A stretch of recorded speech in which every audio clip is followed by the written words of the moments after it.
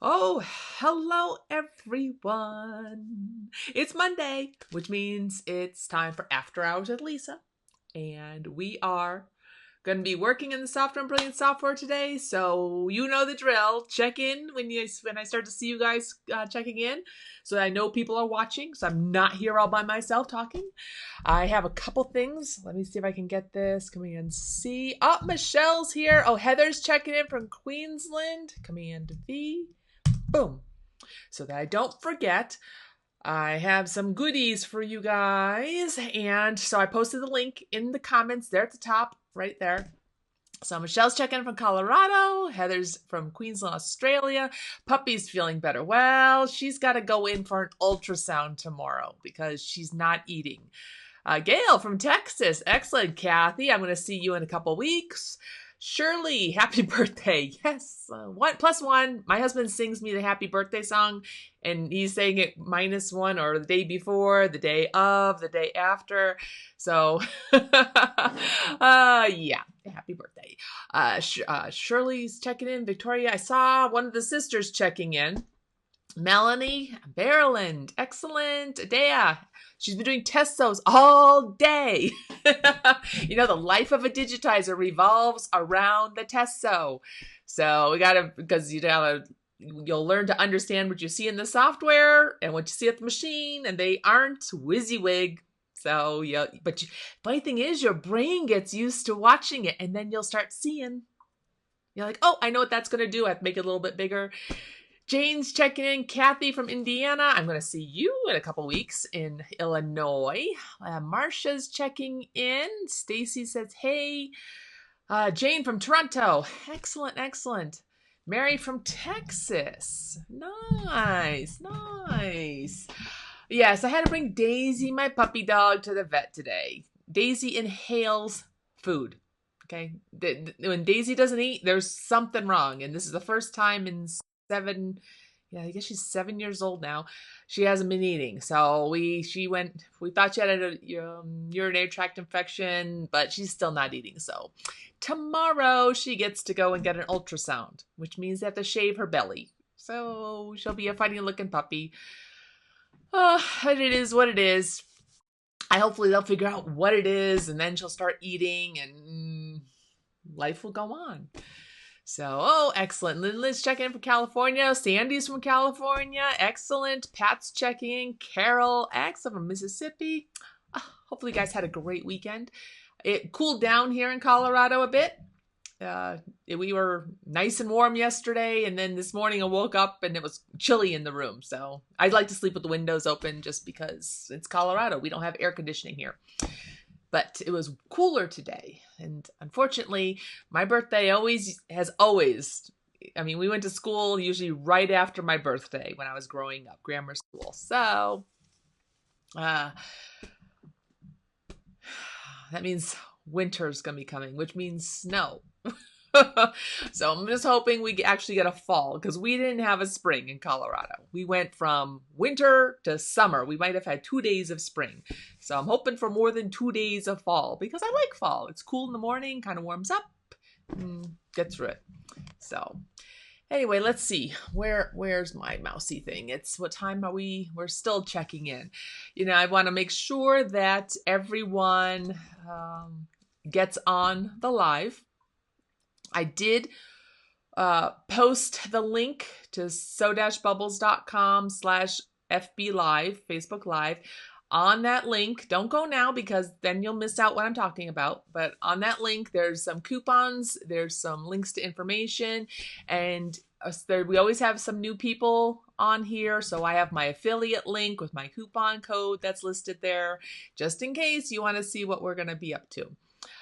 I was mentioning I'm doing Chicago in a couple weeks. I will post the link to my classes. I do have a new one scheduled, sort of. Command C, Command V, boom. I am going to be teaching at the Deco Summit, which is put on by Racoma, and that's in October. So I don't have a lot of the information. Last I checked, my schedule wasn't posted there, but that's one of the new places. So in 2 weeks, I'll be in Chicago.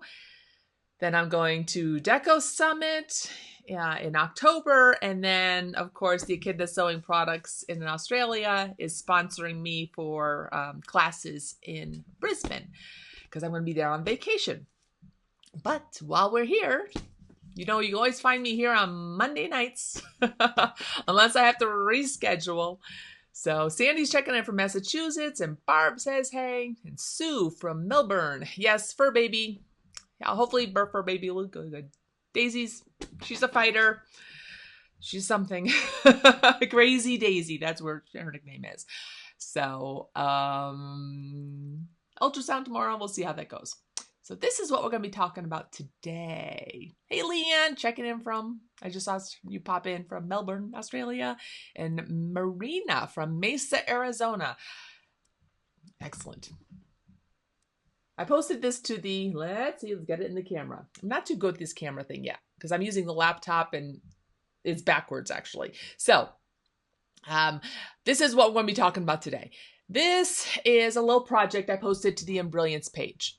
And after I posted it, everyone was commenting on, they sent me messages on how this is done. And this project itself is an applique design, which is from Linny Penny, and I will have to post her link for here. It has added a font, and this is from Creative Appliques, and one of the coupons that you'll see on that Facebook Live page is from Creative Appliques. She has BX fonts, and she has a whole slew of BX fonts. And she's given us a coupon for 50% off of, okay, let me get this right. All the information's on that page, but it's 50% off all fonts.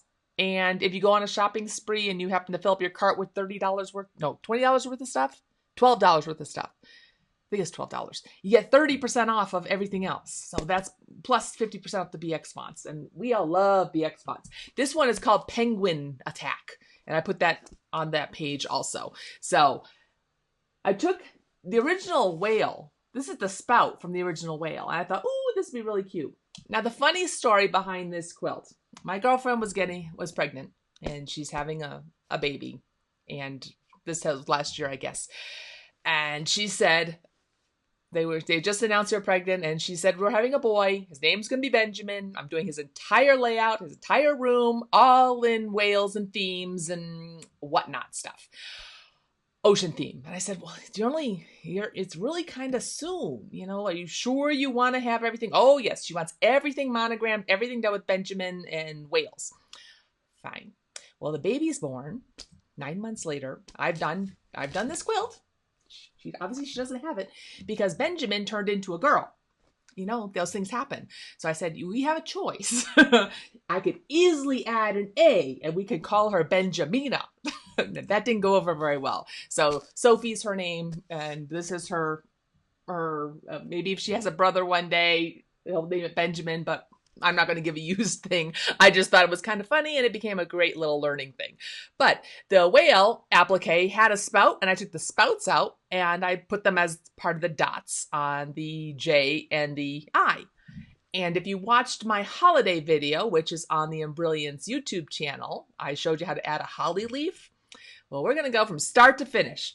Adding the font to the whale design, moving the spouts over, and do you see those little doohickey waves on the bottom? When I lined this up, it just looked cattywampus in my hoop because I wanted the J to be on top of the whale. And you see, that doesn't line up. I'd have extra space. I was going to have to add another fish. She didn't want another fish. So I said, fine, we're getting waves. I should have had another fish because obviously she didn't get the blanket. However, this is how it happened. So let's head on over to the software, and I'm going to show you how to do this entire project from start to finish tonight and before 7 o'clock. Easy peasy. Oh, hey, Dawn. Dawn checked in. Yes. She wrote the coupon. She's so generous to give you guys a coupon for this Facebook Live event. I put the link already in the comments. I'll post it again. We all know how much we love BX fonts, especially well-digitized BX fonts. Okay, so let's go on over to the software here. Got to switch us over. This is our finished design. So, whoopsie, don't need this in the front. Boom. Okay, so this is our finished design here. And you can see it's all nice and complete, and I'm balanced, and I am ready to go to my machine. But we're going to start from scratch. So that's where we are going to end up. This is where we're going to start from scratch. So I'm going to go onto a new design page. I have my hoop selected, so we are good to go. So let me just get this off my lap because it's a little warm in here. Step number 1, I'm going to make sure that I make sure that my hoop is the correct one selected. I'm going to go merge my design. So when I go to merge stitch file, I'm going to browse to my desktop to the folder whale. This is my Linny Pinny folder, and the one I chose is a 6x10 because I'm doing this in my 12-inch hoop. So I'm going to select my whale and click import. So bring in my design first off.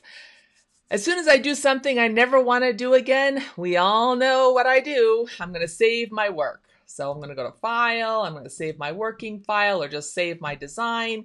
And I'm going to call this FB Live Whale. Okay, so now I can just hit Command S on my keyboard or just constantly hit the little save button here, and it will save everything over and over again. Now, I know, because I've already done this project, what my thought process was. I know that I want to take the spout out and add it to the dots on the eyes. The first time I did this, I didn't really know that. I thought I did, but I didn't really. So we're going to go as if I hadn't already stitched that so that you can sort of see how we work through this process. Okay, so the first thing I'm going to do is I'm going to move this down to the bottom because I'm going to put the name Benjamin on the top. Because my first thought was just sticking the name Benjamin on the top. I didn't even think of the spouts. I just was going to put Benjamin and the whale together. So to do that, I'm going to click on my big letter A. It brings up block font because that is our default font. From my pull down menu, I'm going to choose any one of this is the Creative Appliques Penguin Attack. So these are the fonts. Now, a lot of times when I'm working with a BX font, I'm not really sure what size is going to work just because, I don't know. So I'll choose the middle one and just to choose one to get started. Therefore, I know if I want to make it bigger or smaller. So once I have it selected or my font selected here, whoops, I'm going to go in where it says text. I'm going to highlight the ABC and I'm going to type Benjamin. E-N-J-A-M-I-N. Benjamin. Boom. As soon as I typed it in, I can see that's too small because I'm doing a big design. So I wanted it to be much larger than that. Instead of resizing this is why digitizers provide multiple sizes, because they've changed underlay, they've made the test sews of the various sizes, so might as well use the software or use the ones that they've done.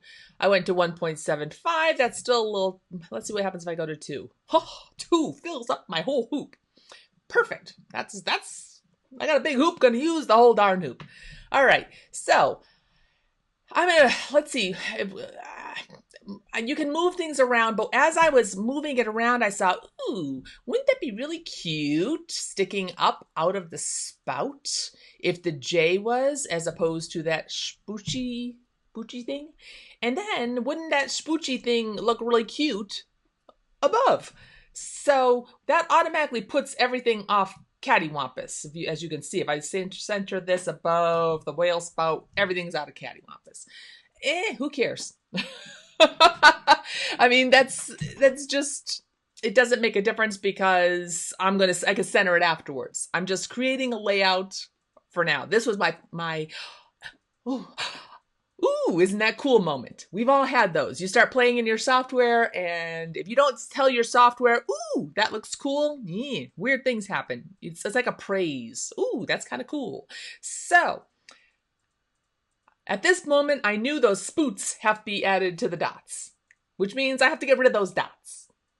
Since I have the Enthusiast module, the first thing I'm going to do is I'm going to accept the fact that I don't need this lettering object here, lettering properties. I'm not going to change the text. I spelled his name correctly. I've chosen the font I want.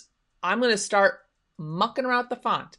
So because of that, I don't really need these anymore. I don't want to accidentally change something, because once you change something, then everything you do is lost.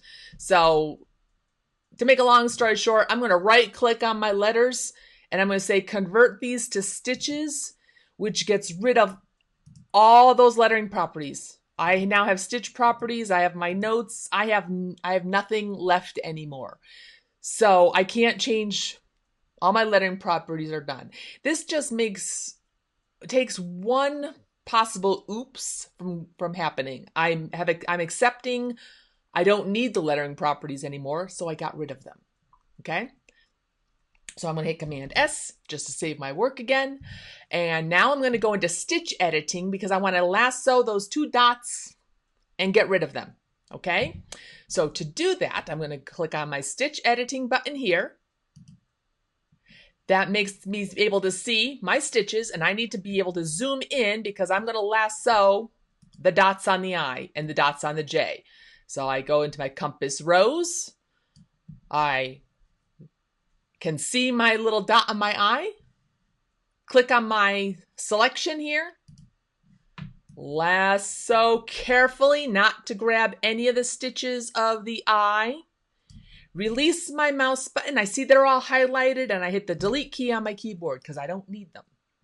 Now I'm going to go over to the dot on the I. So I'm keeping my zoom level. Using this compass rose, this lets me move that crosshair. Whoops.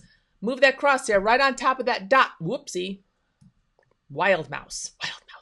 Right on top of that dot so that I can now see exactly what I want to work with. I'm going to use my lasso. Lasso my dot. Hit the delete key. I'm going to go up here and just zoom back out to my hoop, and I can see the dots are gone. Okay? Easy peasy. I don't want to do that ever again. Command S. Save my work. Now, I need to select the spouts. You know, this. And I need to grab them and move them up above the J. Now we know that because they are the same color as the blue, when I'm looking at my color here on my whale, just like Benjamin is all one color break, the whale outline is all one entire color. So let me just click out so we can see that. See how it's selected? There's no way I can select those. Now, if I did that lasso thing right now, it would also lasso the J, because as you see where my mouse cursor is, the blue is under the J. So either I move my whale down out of the way, that's always a possibility, but I'm going to show you guys a trick, okay? Up here at the top, I want to lock these stitches and so that I can't select them by accident. So I want to lock the whole word, all these stitches of Benjamin. I want to lock them so I can't accidentally select them. So I'm going to select them, go up here to where you see the locks, and I'm going to lock those selected stitches. Look at your object pane. They have the little lock next to it. All that means is that when something is locked, that I can't accidentally click on it. You can't tell, but I am clicking my mouse cursor. Oh, yes, you can tell because it's got the little thingy sticking up. I can't select anything by clicking on it. I can still select my whale because he's not locked, but the letters here, they're unselectable. So that's what the lock does button here. When you have a little lock on your thing, that means you can't select it, which is fabulous because now I want to zoom in, go over, make sure I can see what I'm working on. And I'm going to go to my stitch editing, and I'm going to use my lasso thing here. left click and hold and drag my lasso, and I don't have to worry about the black because I'm going to go and lasso just the blue, release my mouse button, and you see, isn't that cool? It just selected just that spout. Now, I want to break this off into its own design. I don't want to delete it. I want to break it off so that it's selectable on its own. So, whoopsie, up here at the top where you have the little red, it's a thing with a red line through it. I'm going to click on that option there. And here in the object pane, it's now selectable. So let me go back into Essentials mode. And we're going to zoom out to my hoop. I can click on this little split guy and I can move him up on top of the J. Isn't that cool? Now I'm going to go up here to copy and paste, which puts another one right here in the bottom. And I'm going to move it over to the I. Whoopsie. Whoops, my mouse is hitting the wall. There it goes on top of there. Isn't that cute? I never want to do any of this again. So I'm going to save my work. Okay. Now I'm going to center my work just so that I can I know that I'm still in my hoop. And here I already have, at first, this is as far as I'd wanted to go. And then I start noticing, ooh, he's kind of cattywampus here. So Lenora says, great reminder, locking part of your design. Yes. Now just remember to unlock it so that you can select it again. Click on the object and click on the little unlock button. Now all the locks are gone. And if you want to select it, just click on it that way. So the only thing that the locks affect are what things are happening in your display pane here. You can always select it, even if it's locked. So I have it locked. I can't select it in my display pane, but I can still select it in my object pane, and I can still move it around my screen once it's selected. But the only way to select it is by clicking in the object pane. Hopefully that kind of makes sense. Okay. Now, this is where everything I've done so far was in Essentials was typing the name and merging in the design. Enthusiast was selecting, lassoing the dots and putting the little spouts on it. Okay, that was all Enthusiast with the stitch editing. But as I'm looking at this guy, it needs either another fish, it needs something in this spot right here, because as you can see, it's cattywampus. So I thought, oh, I can use my StitchArtist and I can add a little a satin stitch to make little waves. And I didn't have anything to draw, so I was going to draw these on my own.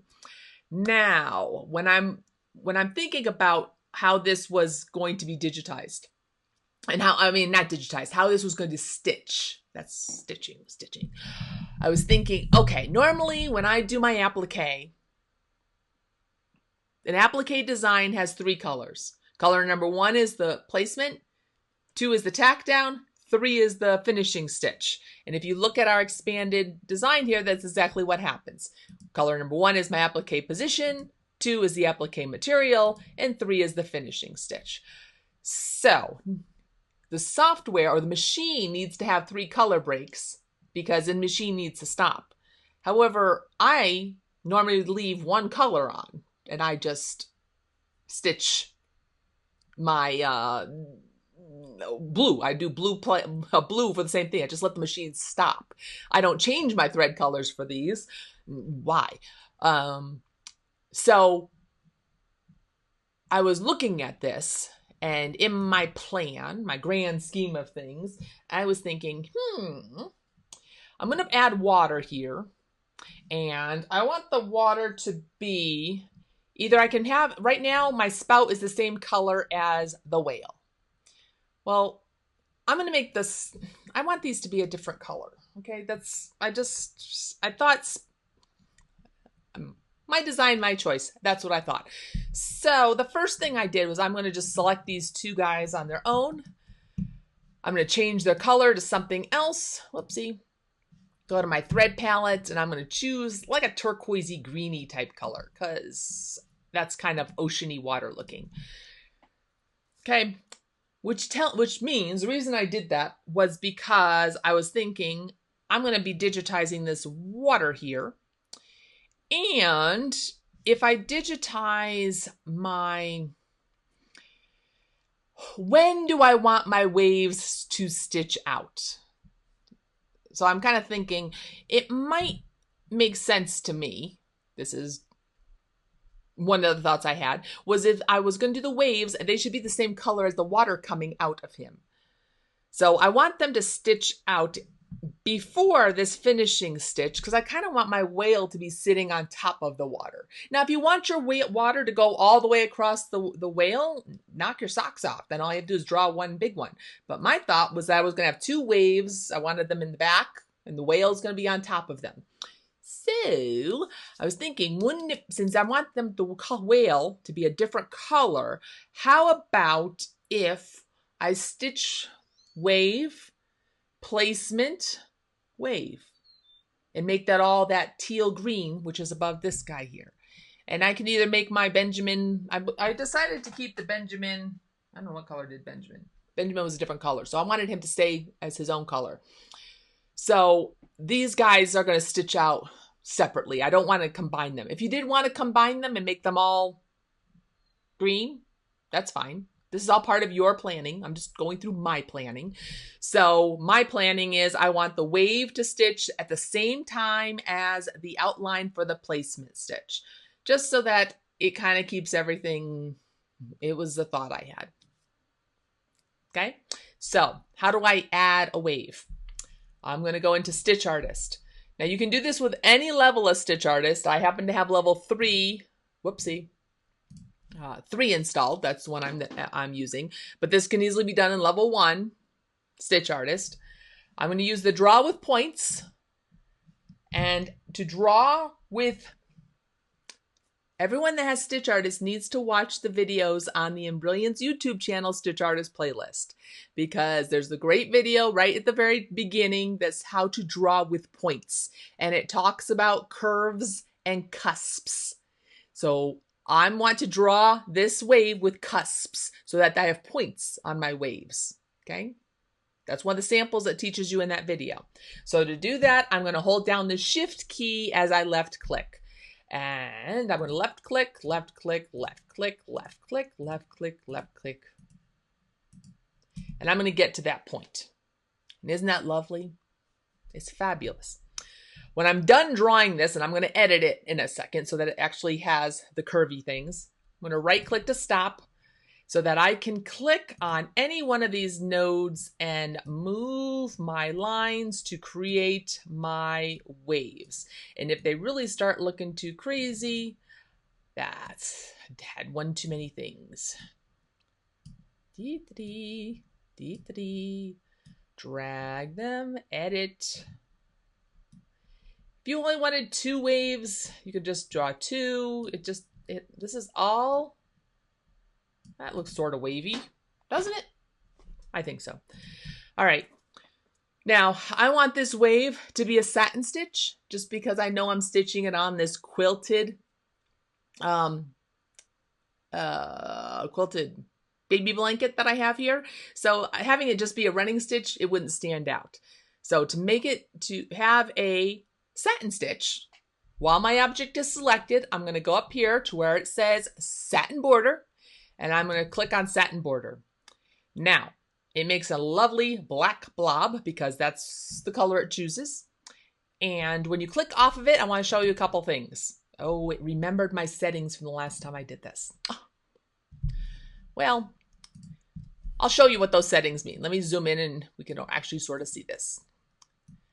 If you notice, my satin border doesn't have blunt stops. Normally when you draw a satin border, the ends, let's put this all back to the default so that you can see what the default settings would look like. Okay? This is normally what it looks like. Let me just move this out of the way a little bit. Boom, ba, dum, dum. See those blunt ends? See how it's all one big, just a satin border? I thought that was kind of boring looking. And we have so many controls in our satin border that I thought I'd take advantage of them. For example, I'm going to make this width to be fatter. Okay? So I'm going to make it really chunky. where it has the little upside down swoosh thing here, this is where you adjust the line and the nib styles. Now the nib at the start, which is the green one, and the red one is the stop. So I can change those nibs to be pointed or rounded, and in this case I wanted them to be pointed. So they kind of have they end nicer looking. And then for the thickness, as opposed to having one solid thickness, you can choose different ones. And the one that I happen to choose for this is number 6, which goes narrower at the ends and fatter in the middle. And you see how it kind of makes it almost looked like I used the satin column tool and made it fatter and wider. It's subtle on this because my width is not that, it's got real wide here at this point. Woo! Yeah, we went crazy there. There we go. Ooh, that's kind of wild. Looks like a tidal wave taking over our poor little wave here. It gets fatter in one parts and narrower towards the ends. There's all sorts of different ones that you can play with, but that's the one that I decided would work the best for my project. Now, I'm not going to worry about the order just yet. I'll scoot it up where it belongs. But I want this to stitch up until this side of the whale. Sorry, losing my track of thought. I keep seeing Michelle's thing saying perfect. Hopefully you guys are still paying attention here. I know you guys are sucked in, but I need to take a little thought process break here and collect my thoughts here, because as I'm looking at this, I'm remembering my original plan that had to do with this. As I said before, I want this wave, first of all, I want it to be green. So that I don't lose track of what I really want with this, I'm going to go to my color, click on the color chip. I'm going to click on palettes, and I'm going to change it to the green. Now I'm looking at it and thinking, okay, there's my green. And I want this to stitch at the same time that this positioning stitch. Actually, I wanted to stitch before that. So it's going to do this, and then it's going to do my positioning stitch. So in order to do that, in order for this to stitch before this part stitches, I need to move it first. So I right click on this design, and I'm going to say move first. So that is way up here at the top. So it's going to stitch this guy first, and then the first color is my applique position. Just so that I keep my sanity, I'm going to click on that color chip and change it to the green so that I know I can make sense. I'm making my thought process happen. Now, as I'm doing this, I'm saying, ooh, this is going to be really cool. I don't know if you can see this clearly. Do you see there's a little dashy, jumpy thingy here that's going on? That's because when I moved my wave, it's going to stop stitching right here, and this little applique thing is going to stitch right up to, that's the first stitch of that one. So Michelle asks, the reason am I stitching this first is so that the applique will cover the ends. Yes, that's my choice. I wanted to kind of narrow the ends so that they kind of fit in there. I'm the artist. If you wanted your waves on top, like I said, that's how you ordered it, but that's just where I was going with it.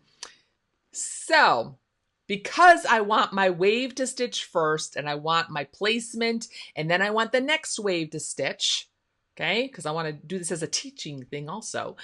Because I want that to happen, I'm looking at this little jumpy stitch. Let's go back and let's just go to the Sew Simulator and watch. Because I'm setting my color so you can actually see. It's going to stitch my wave. Probably have too much underlay on there. But do you see how it jumps? You see this jump stitch? It finished my wave, and then it jumped up to here, and now it starts stitching the placement stitch. Well, I'd rather have it stop at this point, travel, do a little running stitch up this point, and then do the placement. And then we can see that color is going to end right this point. So after it finishes, I want it to run to the other side and then do the other stitch, because yes, my machine trims, but I'm teaching, this is a teaching point. I'd rather keep my machine running at full speed ahead. If it can go 1,000 stitches per minute, I want it to go 1,000 stitches. And to do that, you need to get rid of jumps. That doesn't make any sense. I don't need a tie off there. I can run up and hide it. So I'm going to go back into digitizing. And up here at this design where it says right after at the end of the satin border, I'm going to add another object of the same color that's going to travel from this point right underneath this blue to this next point. So it's real short, and this is going to be hidden by the satin stitch. So draw with points. Left click, left click, left click, because that's about approximately where it was, I think, possibly. Right click to stop.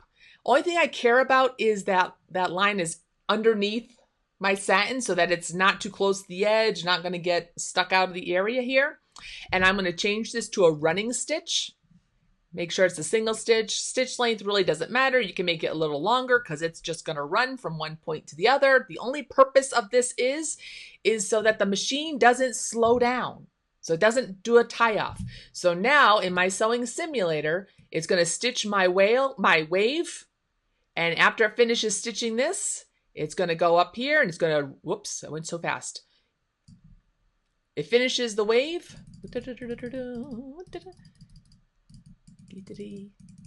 Finishing that point. And you see it's going to run to the top. And now it starts stitching the placement stitch for your fabric that you're going to do your applique for. Okay. So as you can see, it's going to end right there. So I need to add another running stitch, but it has to happen. Let's go back into digitizing here. It has to happen after this placement stitch starts.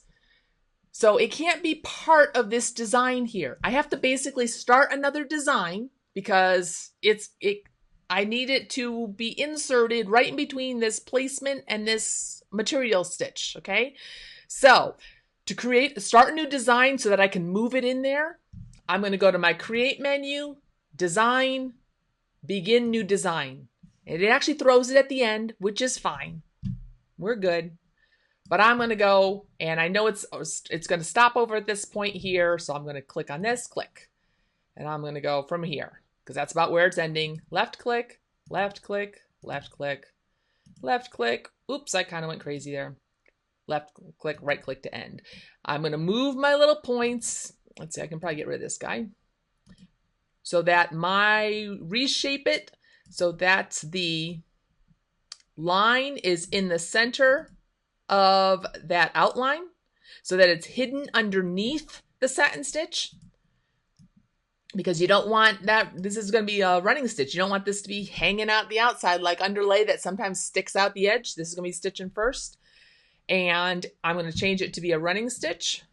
Here it is right here. So remember, it's a single stitch from this point to this point. Now this entire design, I'm going to click, hold, and drag it in between. Can you see where it is up in my object pane? It's between 2-1 and 2-2.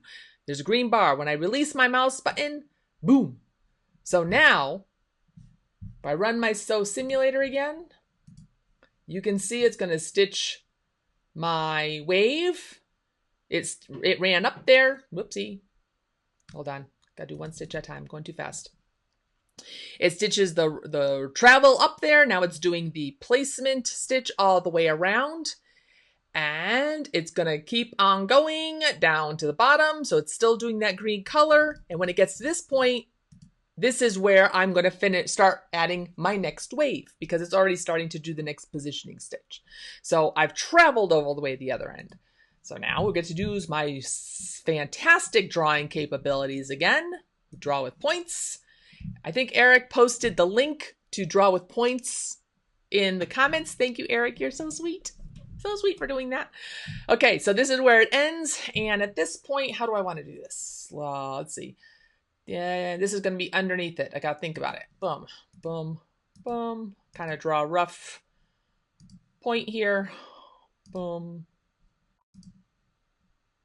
Could I copy the other wave? Yeah, I could, but why? I'm just such a great artist. Don't you guys are missing all this key, all this fabulous drawing technique right here on the screen. And because I was just left clicking and not using my shift key, I have no cusps. So I'm going to select all these guys, right click on them and change them all to cusps so that I now have my angles and I can move them up. You guys have to understand, I see so many people when I teach a class, there are the reason I don't like to teach with drawing with points is because when people draw with points, they take forever because you're trying to be perfect, and finished is better than perfect, and you can always edit what you're working on. Okay, and plus I kind of want this to be a little different than the other one. But yes, if you wanted it to be exactly the same, knock your socks off. Copy, paste, mirror, rotate, whatever it is that you want to do, go for it. Okay. Why would I want to do it again? Well, because that one has 3 waves and I only want 2 waves on this side. Because I don't want... I don't know. If you're doing something really complicated and you want it to be exact, absolutely copy paste. I was going for free, fun, natural here. All right, so same thing. I'm gonna, while I have this guy selected, I'm gonna go up here to satin border, and it remembers the same settings. So if you notice my point is still pointed, so it's kind of like a gradient thing on it. And can you see it's kind of like tucked underneath here? So it looks like the wave is sitting, the whale sitting on top of the oceans. Now, if you wanted your waves to be on top of your whale, then of course you want to stitch these afterwards. But I wanted them to be tucked in underneath here because this happy little whale sitting as he goes. Now, the way that because I've changed my colors on this, you see there's 3 colors in my color object pane here. That's from design number 1, which is that green, and color number 1 of the whale is the green, and this is the green. So when you have 3 colors in your object list or your color list, and they're exactly the same, and I mean exactly the same in that they are all the same brand, same color, as long as they're exactly the same, they're one right next to each other. When you save your stitch file, this is going to be one color. So my machine is not going to stop. Now, if you happen to choose 3 colors that are similar, but they're not the exact same, like say a Robus and Anton, a Mettler, a Brother, a thread color, if they look alike, all they do is look alike. The software combines exact colors that are one right after another. So now when I have my little guy here, let me save this so I never have to do this again. Command S, run my sew simulator. You'll see it's going to stitch all the green at one time. So that's all the placements. I can now take my hoop off my machine, fuse my whale into place. If I was doing the not fusing and just placing fabric on top, I would place the fabric because I did that placement stitch, remove the hoop, trim around. This is doing the tack down stitch, the finishing stitch for the whale. And now comes the rest of the letters here, the name. Now, since the last part is stitching those green spouts, and if I was stitching this on a single needle machine and I wanted those spouts to be combined, I can just do a color sort, which is an essentials function. That would work perfectly well. Or what I can do, what can I do?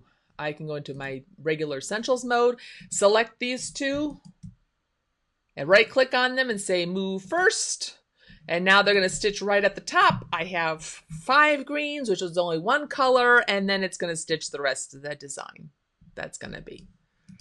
So there we have it. Wasn't that fun? You guys have a complete conversation over there, Leanne and Pam.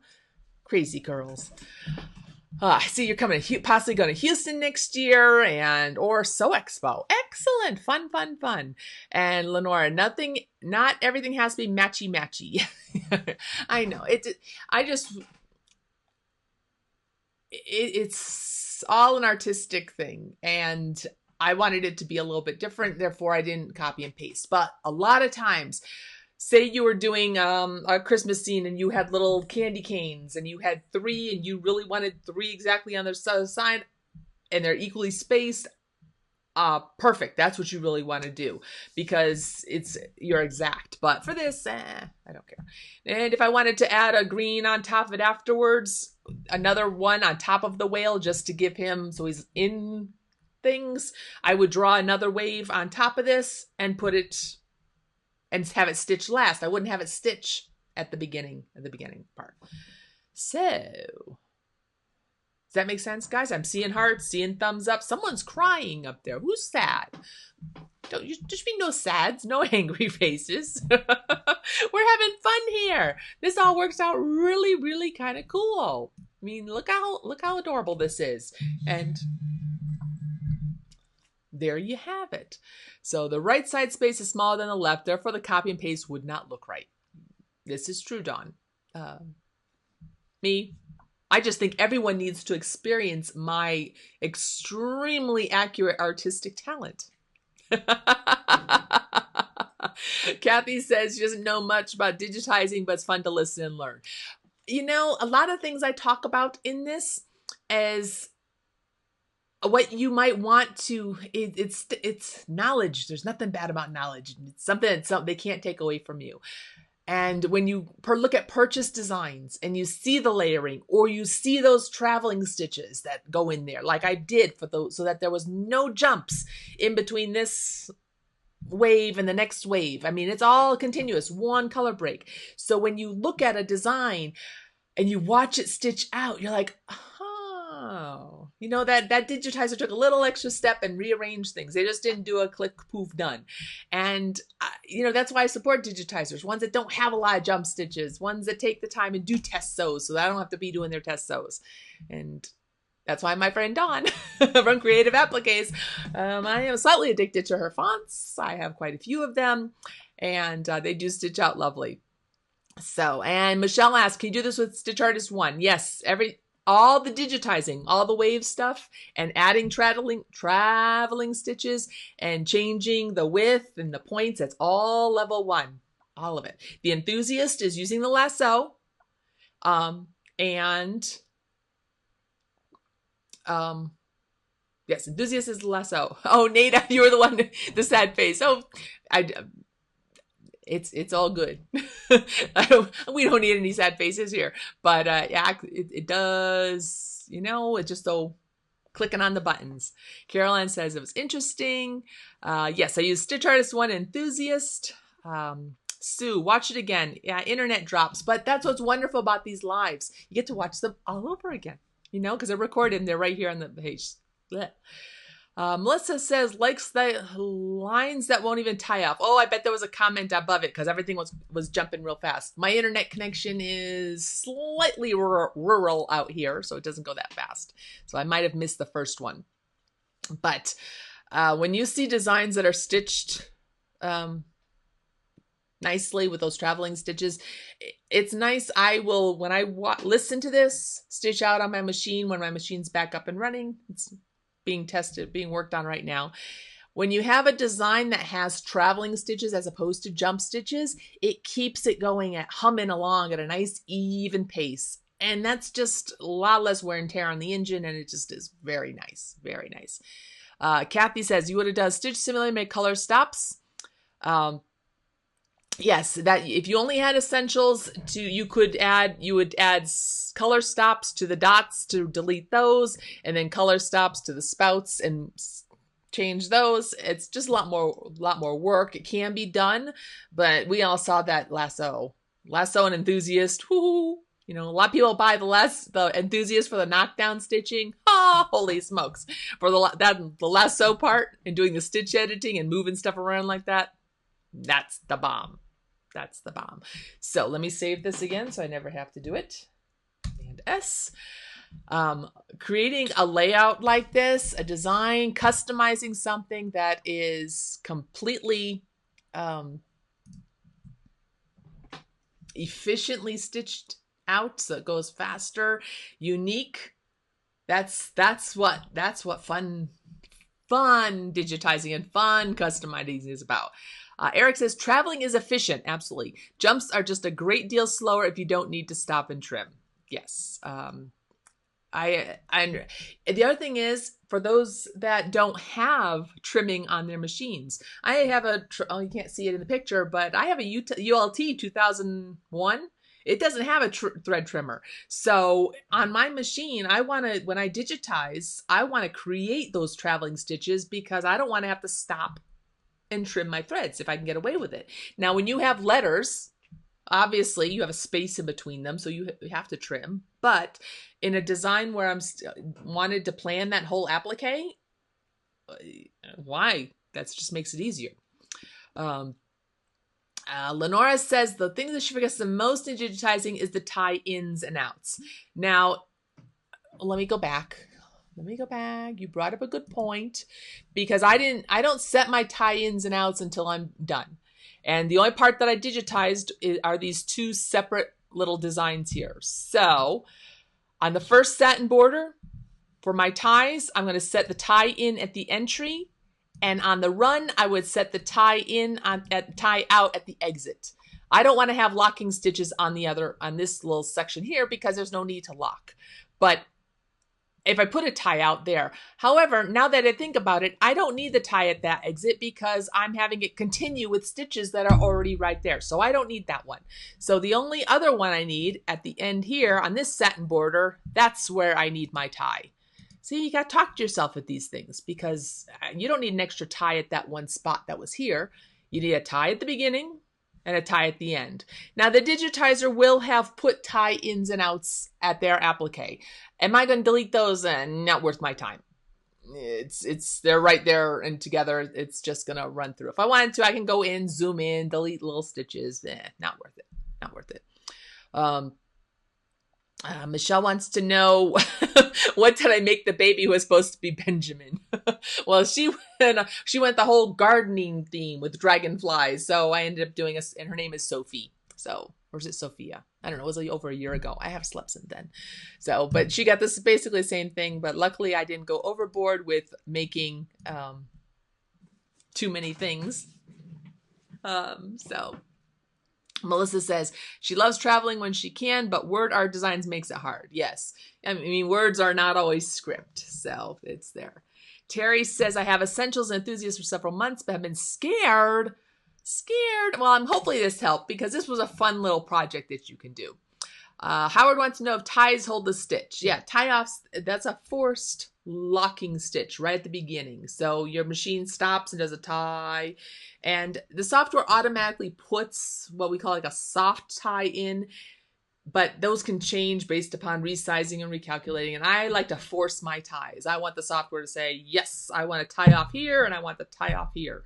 So it's just a habit that I get into. They're not required to put in. The software will automatically put them in, but it's just a good digitizing practice so that I don't have to think about it. It's just, they're there. I usually like to take the guesswork out of things. And it also, because I put them in at the very end after I've digitized the whole design, it's just one more double check for me to go through each color, logically make sure that I have things stitching in order, not jumping all over the place, make sure my starts and stops are one thing. Because I do tend to digitize quickly, especially if I'm in a rush to do something. And it's just one more double check. And then I don't miss something really crazy. And I'm like, oh, damn, I forgot, to do this. I'll run the sew simulator. Like, I'm noticing my underlay that I have on that satin border. Before I went to the machine, I changed that. It doesn't need to be that heavy. Right now, I think I have it set for freestanding lace, but I shouldn't have done that. I need to just change it. But that's all I do that all during the digitizing process. So any other questions, guys? Because it's 5 to 7. First time watching it live. You're learning a lot. Excellent, Linda. Well, I usually try to be here on Mondays, 6 o'clock Colorado time. For those of you that missed it, I do have the coupon from Creative Appliques. Thank you, Dawn, for posting that coupon. It was, let's see, sew-bubbles.com/FB Live. She's giving the coupons listed there, as well as my affiliate link and other information that I have. I'm just keeping that a rolling tally of things that we use during this. Digitizing quickly in the same sentence. Well, trust me, it was not always that way. You do get faster. Seriously, give yourself some credit. Just remember the very first design and make sure you keep your stitch outs of your first designs that you work on, because you'll learn a lot in the process, and it always goes from there. So I just wanted to say thank you for joining me tonight. Hopefully you'll have a great week and you learned a lot, and you can always rewatch this video. Thank you, Dawn, for providing such a generous coupon for everyone that's watching this. She's got some great fonts. Check it out. Her link is on that Facebook Live link that I posted here. And I will see the rest of you online. Remember to follow my page and so that you can see when the next live is going to be and what topic we'll talk about then. Thanks, Eric, for helping me out with the links, and I will chat with you guys later. Take care. Bye.